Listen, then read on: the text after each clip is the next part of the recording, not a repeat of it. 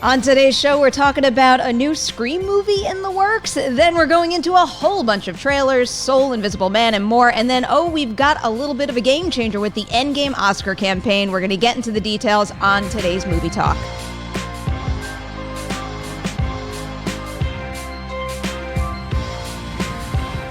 Good morning, everyone. You know how it goes. Now, no more call sheet. Those topics that we just spoke about, we're going to get right into them with Jay Washington and Matt Donato. Hey. Hi, guys. We're starting actually at 9. I not know. 9:08 or 9:07. So it's a little 9. behind the scenes details right now. As the call sheet would be playing, we would just be sitting here chattering about nothing. Literally just sitting there talking to them. So about this movie that's about to come out. I would be stressing about being even later for work.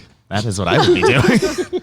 But at least you show up to work. Do you have to change? No, before you go to work? I show up like this. You have the best job ever. Casual you have every day. Another great shirt from Matt Donato. You're only allowed in the door if you're wearing a cool horror shirt. The first time I was on here, I said I will always up my graphic. We got a little Your Next going on here. I appreciate It's all cavity that. colors too. This is I'm addicted to cavity color stuff. All right, I'm into that as well. So today is a very interesting day to have you guys on because we are talking about a lot of horror stuff. There's other things in the mix as well, but we got to get into this very first story because when I saw this break late last night, it's like, on the one hand, I'm not surprised, but on the other hand, I just had all the feelings in the world about it. Bloody Disgusting is reporting that Spyglass Media Group is developing the next Scream movie, and according to their article, it's still unclear if this next film is going to continue to be in the canon of the Wes Craven universe or if it's going to be a remake, but they're hearing that as of the writing of the article, Kevin Williamson, who of course wrote the other movies, is not writing this new screenplay. So I'm going to let you guys have the floor first because my head's going to spin out of control in a minute. I think my face says it all. We don't need this. We don't need it, but it was inevitable. I mean, that's the issue. It was always going to come. Everything's being rebooted and rehashed. Just, do we really want to see? I mean, we have the TV series that there's a very small audience for. It's not a large audience. And when you're talking about it from a TV show to a film, what's great? No. Well, that's the issue here. The issue is that this was always Craven and Williamson's baby. Every Scream we got was from the original creators, where if you look at a Friday or you look at a Nightmare, a lot of different people were involved in these sequels and whatnot. So it's like, yeah, you can reboot that because essentially like those were rebooted on sequels themselves. This is a singular story that was told by two people the entire time. And I always knew it was going to be rebooted, but like, if you do a sequel, you have to live up to the potential. If you do a reboot, now you have to live up to the potential of a Scream franchise that redefined the slasher genre. So it's like, do you really want to undertake that? So that brings me to my second thing where it's like, we have these slasher icons who have been, they're on the Mount Rushmore of like horror film and all that stuff. But do we really need to go back to the well on them? I mean, the Ghostface story has been told. We have a tremendous franchise from it. Look at the Child's Play remake. I mean, for me, that did not have to be Chucky at all. You could have created a new AI villain and a new horror icon and tried your own new thing, but instead you want to go on brand recognition and say, oh, we're making another Child's Play. And it's kind of like, you can make another slasher that's not based on an old franchise. I mean, we can restart anew. With what you just said, it's like, I've said this before, so right now I might be contradicting myself, but the more I think about it, the more my thoughts on this evolve, and I can understand why you go back to the well with a popular franchise. It's a good business decision, but in the case of, let's say, a Child's Play remake, or this for that matter, if you run with similar themes, but you don't change it enough, but you change the name, then you run the risk of saying, oh, well, that was just Child's Play all over again. It's almost like it's a very difficult box to fight your way out of. And the one last thing I will say, though, in 96, Scream redefined where horror was going. I mean, it brought upon an entire new subgenre that became the forefront of Hollywood horror. So again, you're going to reboot something that did that much for the genre, and you're going to do it. Can you do that again now? Rise to the challenge. You have to do that for the genre with this movie, but in a new way. But the problem becomes there, like you said, the bar is so high. The bar is high, no matter what, because it's already established. No one is going to go into a new Scream movie thinking of seeing something brand new. they're automatically going to have what the original franchise laid down as a foundation set in their head. They're automatically going to do that. That's just like with Child's Play, with Hellraiser, they're doing everything like that. There's something already here that you're like, if it doesn't meet or beat this, I don't care for it. I'm very conflicted on how I feel about this because of what they said in the article, that we don't know what this is even going to be. We don't know if it's going to be a Scream 5 or if it's going to reboot the entire concept. And I wouldn't say I have all the faith in the world in either idea, but if you're going to go one way or the other, just reboot the damn thing. Because that's where I get sensitive about Williamson and Craven not getting involved, is because those were their characters. And also, I think by the end of Scream 4, I was ready to kind of close the book on those characters and move on. I didn't need a Scream 5 right after that, but if you reboot it, you can't do the same thing. If you reboot it, you better do something new, modern, and of our era. But then you can't do what the MTV show did, because, I mean, immediately, the second you take the ghost face mask and you change it to whatever atrocity that show had, and granted, that show grew on me. I came to like the characters. Even and the I was third season? I actually never even watched the third season. It wasn't even connected to the first two anyway. It was completely different characters, and I just never got back around. I was waiting for so long that when it finally dropped, I never even bothered to watch it. Don't. I heard it was terrible. I mean, it was awful. Yeah, so if you thought the first two seasons were kind of disconnected, but it's like with the TV series, they threw out the mask, and I was all upset about that. But I watched and I semi-enjoyed that show, but with the thought in mind that this didn't have to be Scream, because not only did they not have the mask, but it didn't really feel like they held on to that many of the themes of the original material anyway. But in this situation, I also, as a diehard Scream fan, that first movie is my second favorite movie of all time. I love it so much, but I am not kidding myself here, because even though I have a major place in my heart for Scream 3 and Scream 4 to a degree, there are filmmakers out there that I think could do a good job continuing this. I believe in some of the people out there, and as much as I really do think Scream 4 is a good movie, yeah, some of it might have needed a little polishing. I enjoyed it, but I think there's talented filmmakers out there who could take this to the next level. It's just a very difficult challenge. But there are. But then that goes with any property that's already established. There are always going to be great directors you could potentially put in that chair, hand that property to, and, get the best. But at the same time, you don't want that. You want something new. And I think that's the biggest issue a lot of film fans, moviegoers are having, where Hollywood as a whole is not coming up with new IPs. Look, at this point, everything's done. I get it. And there's some things you're going to reboot. It's going to happen. But at the same time, there's so many creatives who can think of new ideas and new versions of things that you should take a chance on. This has already had its chance taken in the form of a TV series that has nothing connected to its original source material. And the thing is, not everything has been done, and that is also the issue, because we're in need of a slasher renaissance. As a horror fan who loves my midnight slashers and stuff like that, it's kind of gone to the wayside in mainstream horror, at least. But there are titles out there that we're not talking about. Party Hard, Die Young hit Shudder this year. Yes, I'm going to go into the indie well here, because that is a Party Hard, Die Young is such a that's not a title I can't handle it. But it's a brilliant slasher that's modernized the old tropes and done it in a way that brings slashers back into the forefront. And I'm not going to say anything about it, but there are titles that we're ignoring that are doing interesting things with the slasher genre. I mean, the Hatchet franchise, I like the first film. I was going to say, I like the first film a lot, and then it kind of tapers off. I think that one might be a little mixed. But you have to look at the budgets it wasn't given. So then it's like, we have all these people that are trying to make something new, that are trying to push that subgenre forward,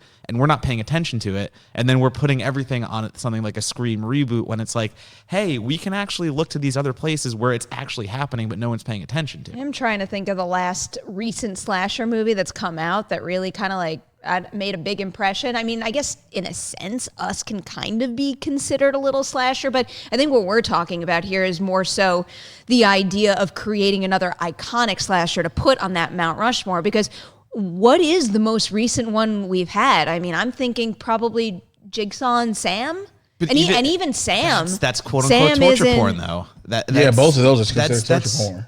We haven't Trick or had Treat a is not slasher. torture porn. No, Trick or Treat is. I'm I'm talking about Jigsaw. I think on the surface you can call something like Saw torture porn, but I do think that started in a place where that wasn't necessarily what it was about, and it actually had very interesting ideas it was getting into, and maybe that went away a little bit as the franchise went along. But there's a reason that Jigsaw is one of the most iconic killers of all time. Absolutely, and again, I'm not saying that we don't need a new Scream or whatever like that. I hate to say it, but I want to see films before I really go out there and say, yeah, this wasn't necessary and stuff like that. But again, if we're going to put everything on Scream, bringing slashers into the new renaissance, it's happening already, and we just have to look for it. I mean, you have to put this indie horror up more up front. I don't know. I want to jump into some live chat questions and comments here. Kate VD is with me on this one. I love Scream 3. Do you guys like Scream 3? Yeah. It's very, very different, I still think it's a blast. Yeah.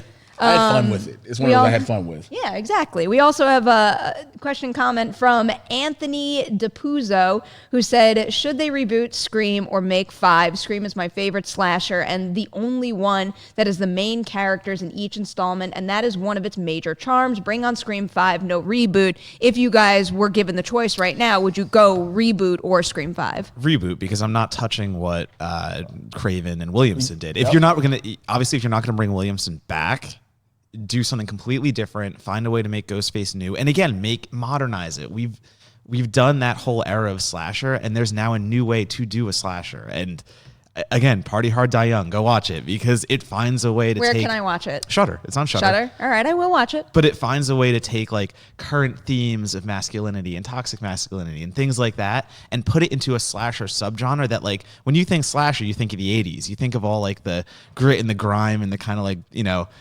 fornicating and things of that nature. So it becomes a commentary on what slashers are. And again, that's where this genre is going to go. You can't go back and do the 80s slasher anymore in today's modern time. You have to find a way to make it relevant. All right.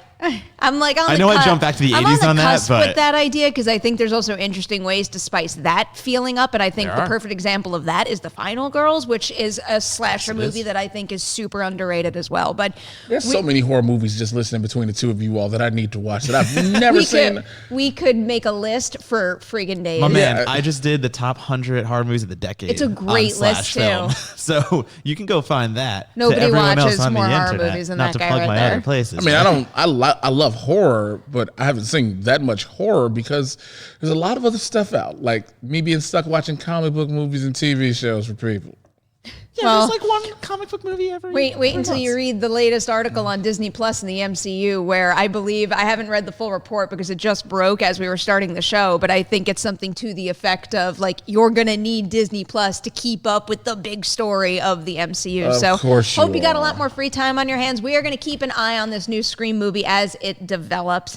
Right now, we are moving on to like a mega trailer block right now, because there were so many trailers that dropped, and they're well worth talking about right now. But the two that I want to start out with here are Wendy, which is Behn Zeitlin, who directed Beasts of the Southern Wild like so long ago now. He's finally back with another film, and this is his take on Peter Pan. So let's just start with that one, because the two that I were gonna bring up just now are like so freaking different. I don't know how to mush them together.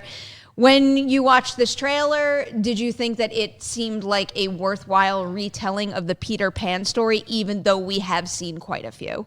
It's scary, because when I think about the way you retell it, because we've seen a few, I think about the Jungle Book, how we do those different revisiting of them. We had Mowgli, we had the other ones, these different versions of them. And I'm like, okay, so we get it now from Wendy's point of view. And I think people have wanted some from the Darling kids' perspective. So now we see this. I'm interested in seeing it. The Firefly thing is kind of cool, but I don't know. For me personally, it's like, do we need this story told again? It looks very imaginative, though. Like, looking at the adventure aspects of it, I really like the way they played with the children. This is from a child's perspective, and it plays into the visual aspects of the film, and it just seems very fantastical. And I don't know, I'm giving it that benefit of the doubt. It feels so far. very Beast of the Southern Wild. The second, like, I knew what I was watching when I pressed play, but the second the score in particular kicked in, I'm like, oh, that's it. Like, you can almost pave the way from the Beast score, which still, whenever it plays anywhere and I hear it, I know exactly what that's from, but it could like weave right into this. And the same with the visuals for that matter. I think if Beast of the Southern Wild proved anything to me, it's that Zeitlin is able to very successfully tell a very challenging story from a child's perspective, very respectfully too, where they make those kids the lead characters. And I think that is something we might need, maybe from like a grounded, gritty perspective, like this trailer made Wendy look. Yeah. So I kind of have a lot of faith in this one. I would think that after the success of Beast of the Southern Wild, something like this might be positioned for an award season type of run. And, you know, the February 28, 2020 release date doesn't really say that to me. But, you know, I always got the impression that he was the kind of guy that was going to work on stuff that he was super passionate about. And if it took him this long to get this movie finished, I imagine it's because he was pouring his heart and soul in it. So I have my fingers crossed that this keeps the bar just as high as his first movie. You ready for the next one? Like there was nothing. Yeah, because I feel like the way you just had that exclamation point on it, I was like, "There's nothing else." I was like a huge fan of Beast of the Southern Wild. It's beautiful. Yeah, and the feature directorial debut element of that is mind blowing still to me. Another mind blowing in a completely different sense. This is why I separated these, because the next trailer we're going to talk about is Color Out of Space. So, just to give you a little information on what's happening here, stars Nick Cage as Nathan Gardner, a man who finds his family, his home, and his life transformed into an unspeakable nightmare when a meteorite crashes into his front yard and brings a mutative alien organism with it. I don't even want to go to you first. I want to hear what Jay has to say. Shut up, Matt. You don't get to talk yet. I feel like, because I know it's so you. What did you make of this on first watch, Jay? Nicolas Cage is great when he's playing crazy, when something's going out of control that he can't deal with. You can kind of identify that color as a purple, pink, magenta type thing, blended with blue and white. It's great to see Tommy Chong as the dude that's like, hey, man, it's in the earth. It's in us. It's everywhere. It's unique, though, how you just see a light and then you see these plants growing and you see just different things happening or being overtaken, people being overtaken by it. It's interesting for me because I never heard of it. Again, you might have seen it at TIFF. You, of course, know what it is. I actually haven't seen it. I haven't seen it. I missed it three different either. festivals. Oh, damn. I know. It was bad. So that means it was meant What's for you. the general consensus on it? Is it mixed? The general consensus is extremely divisive. Okay. As it's a Richard Stanley thing. Yeah, so it's I mean, it's going to be divisive no extreme. matter what. And I like how you were describing the colors of it, too, because one of my Twitter followers describes that as Pop-Tart colors. Yes. You think of like a wild berry Pop-Tart? Yes, it's a wild berry Pop-Tart. Yeah. So like it's legit. It's a now later. Yes, a now later. Not a now and later. A now later. I am the main voice on now and laters. Excuse me. Now latest. All right, I'll let you have it, but it's now and laters. Eat some now and save some for later. You have you a now later now and a now later later. Are you having a stroke? Are you okay? In any case, I'm very here for the trailer. It is extremely my-ish, as you have just said, and I mean, it's going to be, I think, on a downplayed level than Mandy. Mandy, I think, is going to be that pinnacle that everyone's going to like compare it to, and I don't think it's going to quite reach there.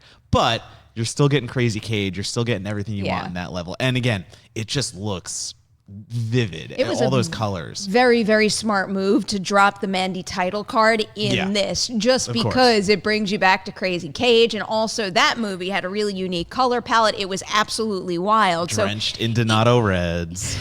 Of course, it does seem like this trailer very well sells the fact that, like, if you like Mandy, come on over to this one. And hey, I applaud Nick Cage for all this stuff he's doing right now. Jumping from, like, I'm thinking back to Mom and Dad, then I saw Mandy, and now I've got this to look forward to. And Primal this week is out. I know.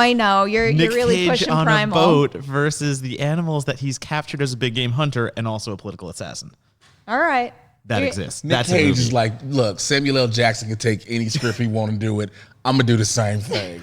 I do not compare Cage to Sam I'm not saying no. I'm just saying he's literally said you send him a script, he'll do it. It looks like with a lot of movies. Nick, will say the description of Primal again. Say it again. Nicolas Cage is a big game hunter stuck on a boat with the unleashed animals he has captured, including a snow leopard, plus a political assassin that let them all free. Who's being transported stateside because he's being extradited. I'm in. I'm in, but I'm just saying. Listen, It's actually not bad. It's actually not bad. Samuel I L. actually Jackson enjoyed it. played a black man in do the you know kill where that name. one's available? VOD. That's going straight VOD VOD? All right, stuff. all right. Look, but I'm saying you have those different. You have these type of films where it's like Nicolas Cage is not holding himself to one type of film. He like, I'm gonna have fun. I feel like with the things he takes there, they're on a different quality level than Sam Jackson. Don't get me wrong. I think it's like Danny Trejo and Nick Cage are on the same page. Okay, wow. A man I respect the hell out of. Right, yes. Don't get me wrong. I just watched Danny Trejo an episode of Flash again. But you have Samuel L. Jackson who played Elmo McElroy in Formula 51. Never forget that. He played a black man with French braids and a kilt. Cornrows and a kilt. Like, what else do you need? He played the president in Big Game. This is very true. All right. Sorry, we're getting so off topic. I here. know. I'm kind of enjoying the fact that I've organized this list in the weirdest possible way, because now we're going to shift in the exact opposite direction and go over to the first teaser trailer for Pixar's Soul. So this one, just briefly here, I think I have a little piece of this synopsis. It introduces Joe Gardner, a middle school band teacher whose true passion is playing jazz. And then it looks like someone from the film is describing it as Joe having that crisis that all artists have. He's increasingly feeling like his lifelong dream of being a jazz musician is not going to pan out. And he's asking himself, why am I here? What am I meant to be doing?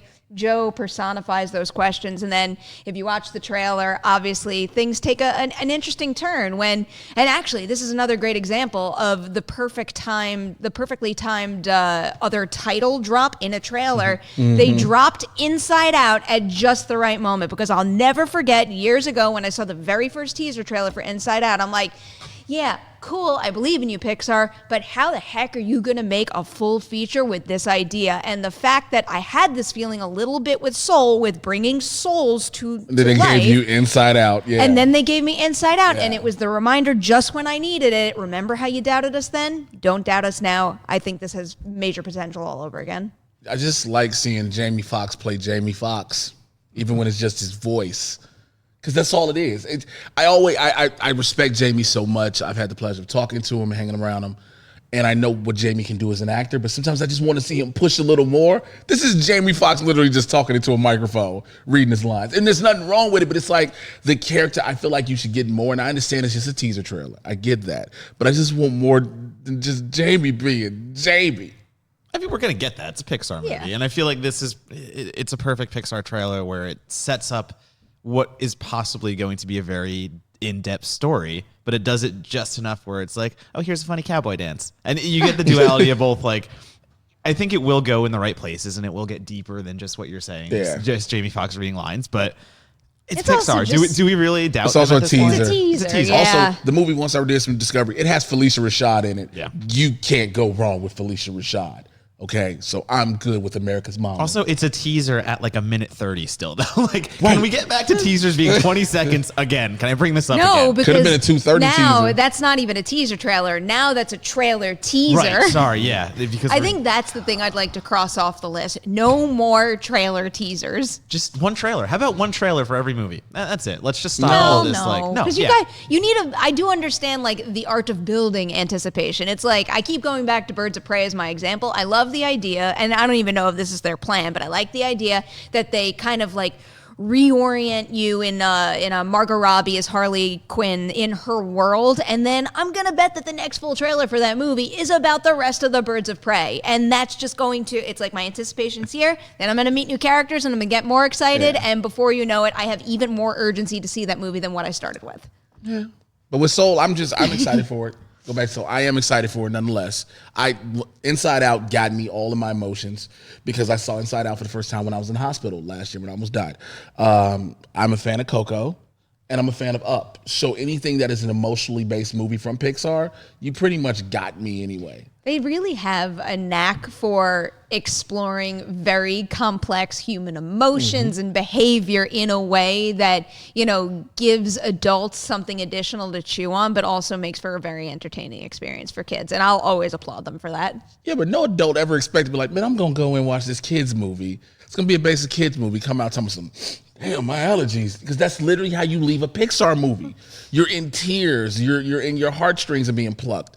And you enjoyed it more than your child did or the child you went with. Because I know I've argued with my daughter a couple times about I'm going to watch Inside Out, not you.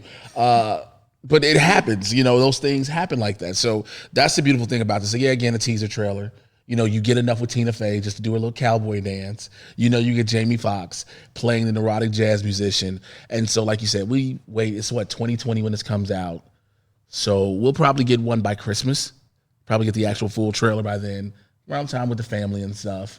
I mean, it's Pixar. At this point, you've earned the fact that I'm just going to go in expecting to be destroyed by every movie. No matter what. It's the thing now, you've done so much right that, just prove me wrong. I'm never going to go into a Pixar movie until they do prove me wrong, and they haven't yet. So it's just like, yep, another Pixar movie. Great, I'll be there. I'll probably cry. This is going to be cool.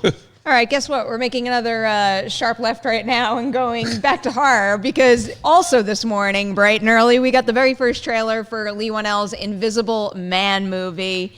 Yeah, this trailer was a lot. So speaking of the teaser trailer for Soul being very long, it felt like they packed a lot of movie into this trailer. And, I have a lot of faith that we didn't see everything that's the coolest thing about this movie. It's just when it got to the quick cutting wrap up, I'm like, whoa, are you showing me the third act now? Don't do that. Well, I think Blumhouse and, what they're doing is taking all the Universal monsters at this point. And hopefully this is the jumping point to what we'll get more like in a Wolfman and things of this nature.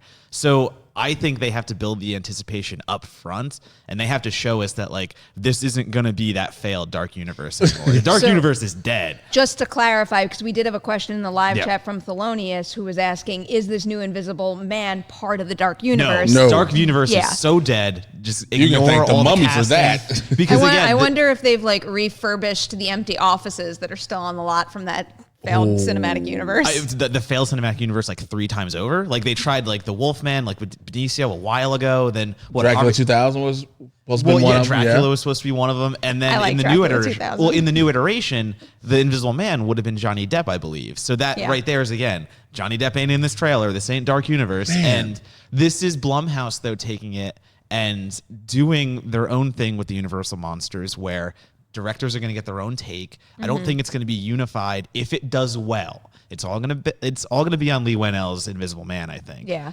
It's lower budget. They're doing things on a much smaller scale, but they've proven they can do this. And this trailer does exactly what I say. Do something new with a property we've seen over and over again. That one scene where you first see Elizabeth Moss standing outside and he's breathing behind her and you see the breaths.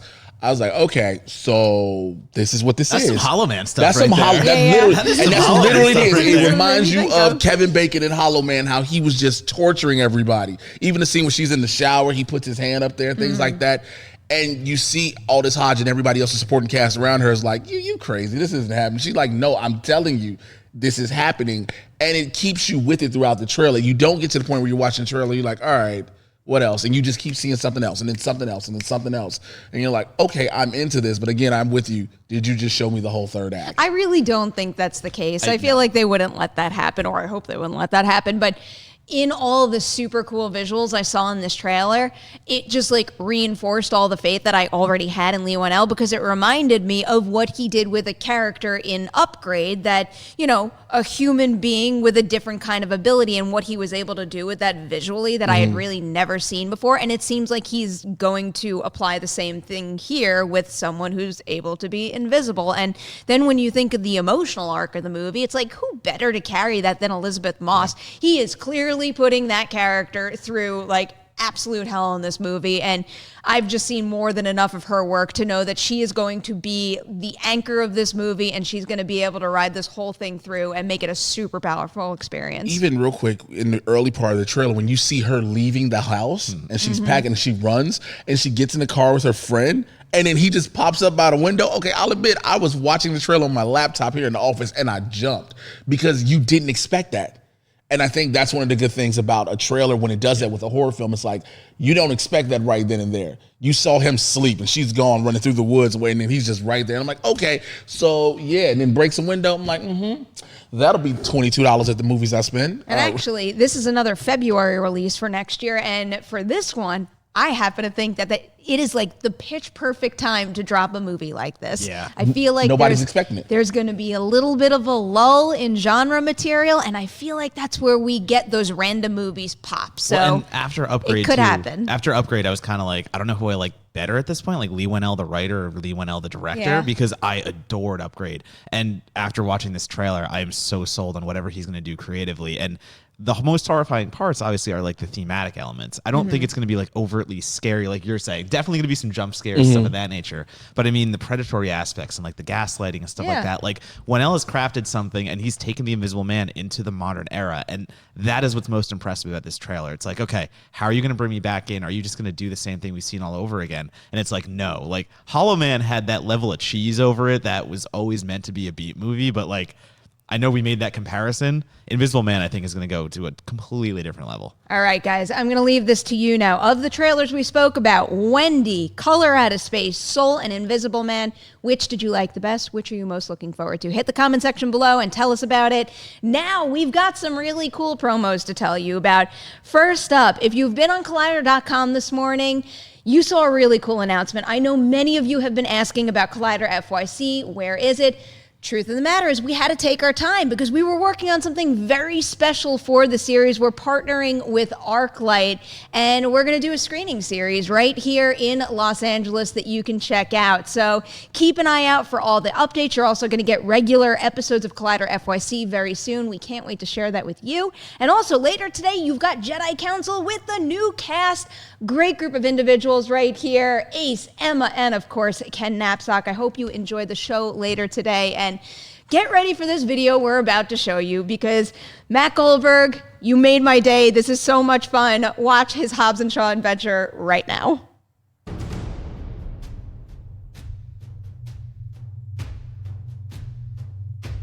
Who the hell are you? I am an ice-cold can of whoop-ass.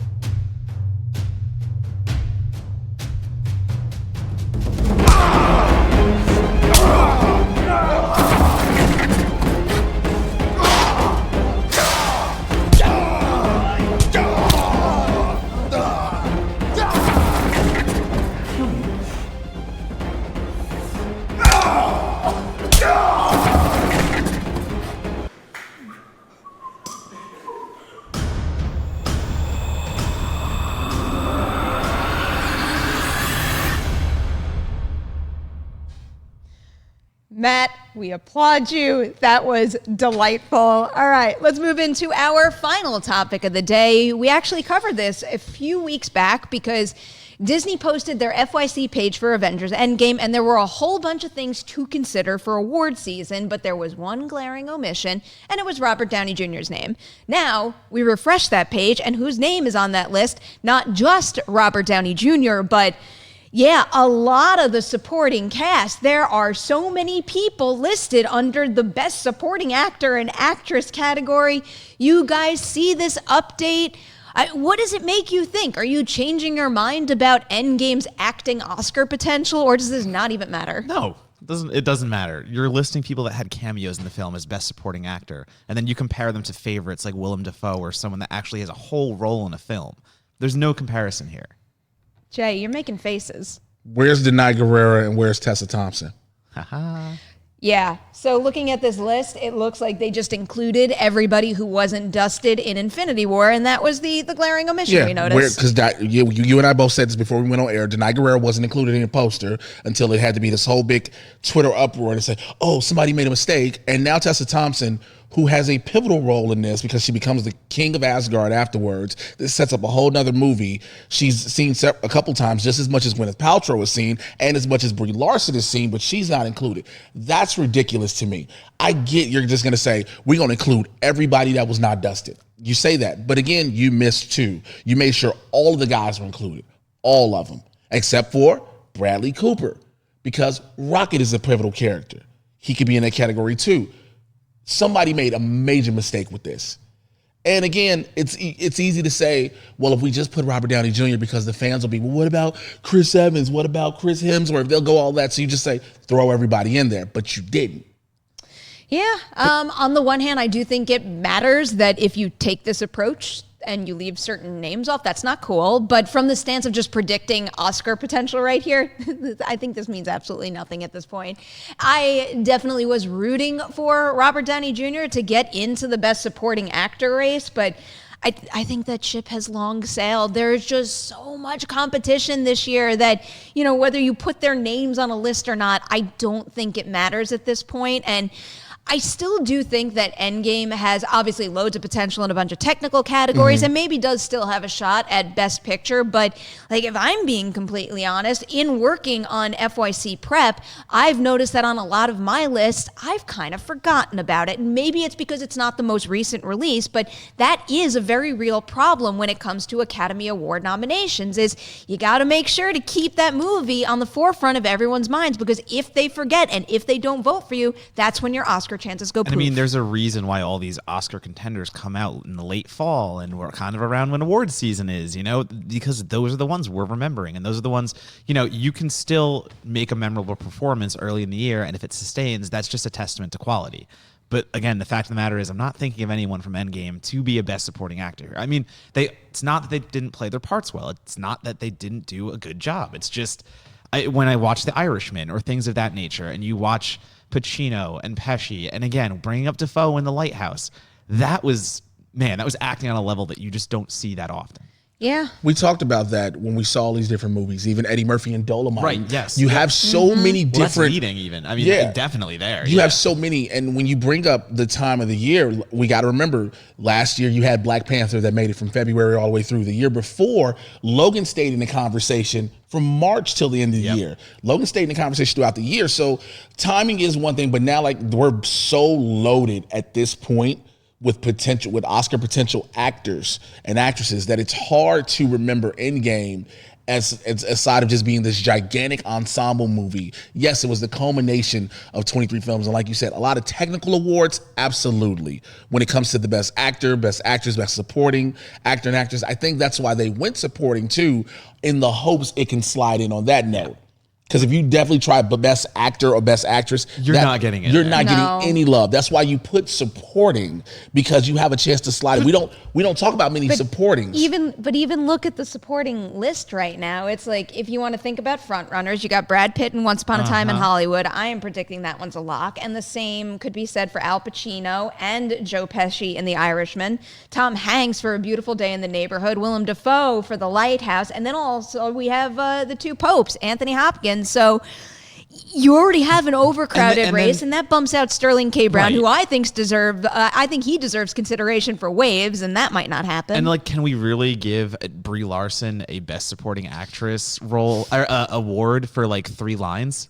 She literally vanishes the entire movie, and that's a plot point in the film. Yeah, that's not a supporting role. Yeah, she literally leaves. She literally tells him, "Look, I'll be back. Yeah, I'm out. I'm gonna go in space. She'll be like, I'll be back. Y'all will see me later." I think one could call just about all of these supporting roles, because it's an ensemble film. I think she is more than a cameo, though.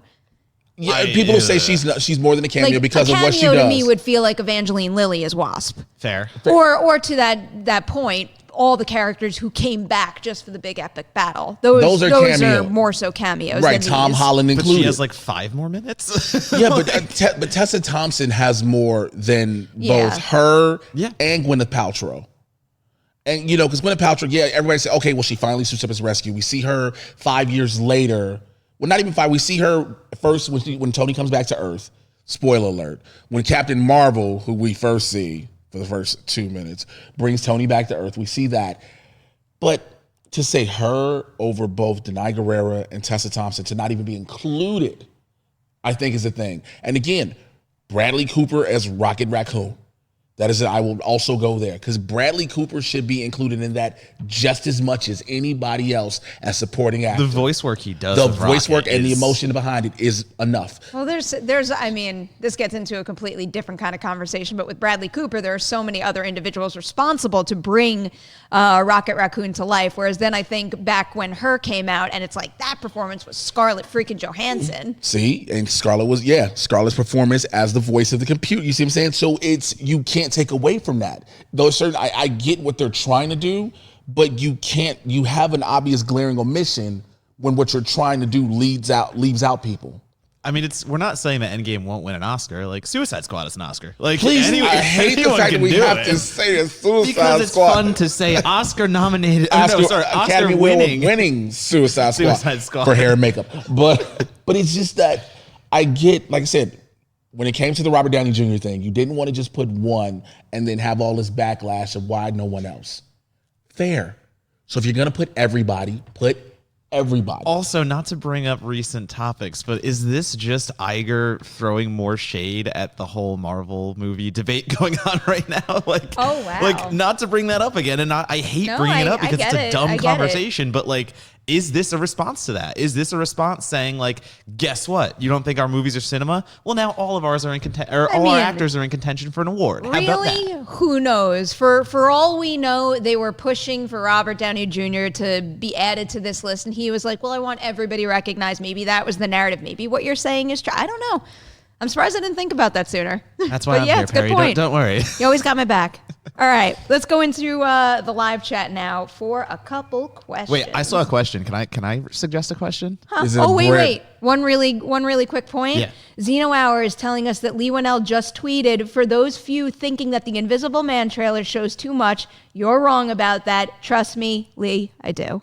Okay, what was your question? No, I was looking at live chat questions Really? already. Yeah. Oh no, I have it up the whole time. I'm kind of Hey, curious. Thad, someone's stealing your job right now. I look at him too. So No, I literally just got somebody posted like, what do you think the next Universal monster should be, and who should direct it if it gets there? And I think that's a really interesting question because I have things I want to talk about there. Okay, no, let's hear. I want to hear what you have to say now. Literally, I did another article on Slash Film where I asked Haley Fouch and a bunch of other horror journalists, let's dreamcast the Blumhouse Universal Monsters take.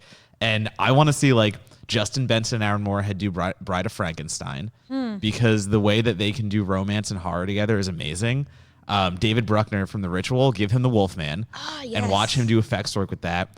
Ben Wheatley, Frankenstein, he does such good stuff with like classism and like things of that nature where he can bring the horror of society out. I think there's so much potential. You're backing up your points very well. Ben Wheatley is... No, I know. They're weird to hear. It's a lot. Agnieszka Śmierczenska, using that one again from the lore to do Phantom of the Opera. How much fun would like a Eurotrash, like super peppy Phantom of the Opera be? I also just really enjoy the fact that you're pairing horror filmmakers that should be more well-known names with big properties like this. And I think that's what Blumhouse...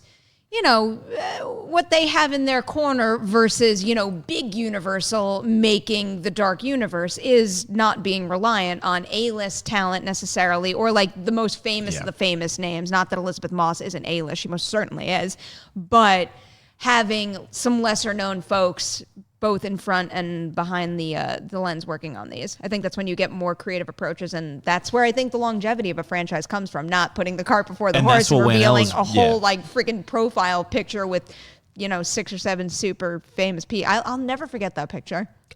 You look at it and you're just like, wow, that has so much potential, but also like it's just going to be the same thing we've seen over and over again. You're not going to take any risks, where it's like Winella's taking risks. We're seeing that already in the trailer. It's just incredible. That's what excites me. I just want to study more horror directors, more lesser known ones, because I'm sitting here just bouncing back and forth like the ball it's like a and ping pong. just going. Have you seen The Ritual? No. It's on Netflix. There's a good one to start with. Okay. That's a great movie. I'm a big fan of Bruckner's work. Okay. I was going to say What about something you? else. What do you got, Perry? Not to put you on the spot, I apologize. No, yeah. Because I also asked you to do this article and you never got anything back to me. Did you really? Oh my God, now I feel so bad. Did you ask me in the last 2 weeks? Because I forgot a lot I of posted other this things. like a year ago. This was like when the announcement came out. Wait, let me think about what I was doing a year ago so I could find another excuse. I mean, you were being busy as usual, 24/7. Okay, I'm sorry, Matt. Haley did it, Perry. I feel so bad now. You know, I have Jewish guilt for days. I'm going to lose sleep over this tonight. And it's fun for me to bring that up. I know. Let me think of someone I'm really into right now. What classic monster could be served well by the fairy tale vibe? The fairy tale vibe, I would say. Creature from the Black Lagoon. Yeah, that would go for that. Issa Lopez. That's my go-to for just about everything with that kind of feel right now because Tigers Are Not Afraid. Yeah, it's phenomenal. amazing. Issa came up, literally, I had like 10 people doing this, and Issa came up for every Universal monster. Like, she is a hot name right now just to do something in that world, which I think she would slay. But she's doing a werewolf Western produced by Guillermo del Toro, so I'm very much into that. Oh, That's sounds funny. amazing. Yeah. Okay. Especially after seeing Tigers Are Not Afraid. I'm a fan of her. So. Werewolf Western, you had me right there. Yeah, that's, I saw Wolf Cop. And, Wolf Cop? Yep. Wolf Cop. Did you see another Wolf Cop? No, I have not seen that. See another Wolf Cop. I've got to see that. But since Tigers Are Not Afraid, and to hear a werewolf Western movie directed by Issa Lopez, I definitely I'm in for that. And like produced hardcore by Guillermo del Toro? Yeah, it's not Can't like go. a Guillermo del Toro presents. It's right, like, it's not no, just, let's he do just got this. his name slapped No, on it. Yeah, he's involved. into this idea. Yeah. We actually have a question in the chat that kind of pertains to this. David Wilson is asking us, what classic Universal horror film would you want Blumhouse to tackle next? And David says, give me Jason Isaacs as Dracula, please. Oh. See, I go away from vampires and Dracula right now because we're getting that the other movie about Dracula's voyage on the sea, directed by. I'm surprised you don't know the Voyage of the Demeter or Blanking right now. I'm just having a brain fart. not- And we're also going to get Eggers' not on- Nosferatu. I mean, it's just a matter of time, I think. you think After I The don't know. Lighthouse, I was sitting there. Has he made a statement that his No. intention is to make that his next film? No, not at all. But that was in development for a while. He was going to do Nosferatu, and then it never came to be. And then you watch The Lighthouse, and I'm just going with the shading and everything about it. I'm like, this dude has to do a black and white Nosferatu. It is Andre Overdahl. The movie is called The Last Voyage of the okay. Demeter. I keep getting Andre Overdahl. I think Andre Overdahl is also the one attached to the Long Walk is. adaptation, which give me that Boom. now. How has that movie not been made already? Because those are hard adaptations sometimes. And They're that hard is- adaptations, but look at how the industry works. That is basically like an alt version of Battle Royale in the Hunger Games. The second the Hunger Games was hot, I can't believe someone didn't fast track that. That's a good point. But they went the more YA route and the young adult route versus that's going to be a more That is such a hardcore. nasty, nasty book, and I love it. No, and that's what I'm saying. Like, you can't get away with the nastiness in that kind of subgenre. Like, Hunger Games is downplayed a little bit. Like, things of that nature. Like, you're playing to the teenage crowd. I don't think you can do The Long Walk for a teenage crowd. That's going to be... Yeah, no, and I mean, I don't know. Actually, now that I'm saying You're it, trying to rationalize it in your head. it's like if in Hunger Games they got away with children Well, I mean, just fighting to describe- the death, do why it to- can't they get away with children walking to the death? Right, yeah, and like that is The Long Walk. Like, just Yeah. describe it really quickly if people don't know what it If is. you've Like- never if you've never read The Long Walk, it's a Stephen King / Richard Bachman novel, and it's basically about a whole bunch of kids who sign up to do the long walk, and the winner at the end gets whatever they want. But the thing is, you're not allowed to walk below a certain pace, or did I? And yeah, it's really, really brutal, and there can only be one winner. So there's a lot of very uncomfortable moments in that Yeah, book. I don't think you're getting away with the PG-13 version of that. I think, But it's depending still- on how it's they still do the it, they same- can. It's They still can. the same but idea, the Hunger Games, though. I know. It's like still Katniss makes friends with people around her, It's true. and not everyone can live. Well, we're getting it now, so that's all that matters. All right. Jay, are you interested in the long walk at Jay's all? just been quiet this whole You time, okay? just going like, "You guys do your thing." Like, you know, Jay's just just talk. like, this is the one time when Jay's you on get Jay. Twitter right now, just like your Facebook. This Sorry. is the time you get Jay to be quiet. People like Jay talk a lot. You let them talk about horror. Are you going to see Dr. Sleep? Yes, I am. I'm absolutely going Are to. you psyched for it? I am pumped up behind it. All right. I love The Shining, and I understand that it's a take of the book and things like that. So I'm like, okay, cool. I want to see it. I have an open mind, so I have no high expectations. Okay. I try to go into movies like, because I heard what you said earlier. Yeah. Didn't mean We fall on opposite sides Yeah, of the divide we with do. the movie. We do, And we it's do. fine. But it's just in certain movies I try to go in completely with no expectations, because this way I don't have to go in thinking, oh man, it should have been this and now it's that and I'm disappointed. I want to be able to say, hey, I liked it or I didn't, and I definitely want to see Dr. Sleep because I'm into movies that revisit The Shining. All right. Those I'm in. scary ass I'm into. twins. That's Well, just yep. There's a lot there. Pencil this in. Remind me to ask you what you think about the movie on next week's show. Okay, I will All right. for sure. Deal. And also, if you want more Dr. Sleep content, there are so many articles on Collider.com. I also got to interview director Mike Flanagan and the cast. You can find all those interviews on the Collider Interview YouTube channel. Matt, Jay, thank you so much for spending your Thursday morning with me. This was fun. This is fun now that there's no call sheet. We get straight into it. And it is. Dive It's into kind of it. nice. Right on into The call sheet was extremely well produced, and I liked having it as a utility piece, especially to share on social media to catch everybody up on some of the hottest movie news. But sitting back, relaxing, and talking movies is what I love most. do it So, live. Yeah. We always do it live. Do it live. All right, Adam in the booth, Thad in the live chat. Thank you guys so much for your help. To everybody out there, you know where to go next. Over to the Collider Live YouTube channel. They kick off at 10 a.m. Pacific, and I will see you tomorrow morning, 9 a.m. PT, right here for a brand new movie talk.